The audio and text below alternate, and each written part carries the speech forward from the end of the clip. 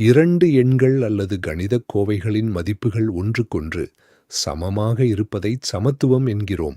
குறியீடு சமம். இரண்டு எண்கள் அல்லது கணிதக் கோவைகளின் மதிப்புகள் ஒன்றுக்கொன்று சமமாக இல்லாமல் ஒன்று மற்றொன்றை விட பெரியதாகவோ சிறியதாகவோ இருப்பதை சமத்துவமின்மை என்கிறோம். குறியீடுகள் greater than, less than, greater than அல்லது சமம், less than அல்லது சமம். ஒரு தொகுப்பில் உள்ள ஒவ்வொரு உறுப்பும் தன்னுடனேயே தொடர்புடையதாக இருந்தால் அந்த உறவு தற்சார்பு உறவு எனப்படும். ஒரு தொகுப்பில் உள்ள இரண்டு உறுப்புகளில் முதல் உறுப்பு இரண்டாவது உறுப்புடன் தொடர்புடையதாக இருந்தால் இரண்டாவது உறுப்பும் முதல் உறுப்புடன் தொடர்புடையதாக இருந்தால் அந்த உறவு சமச்சீர் உறவு எனப்படும்.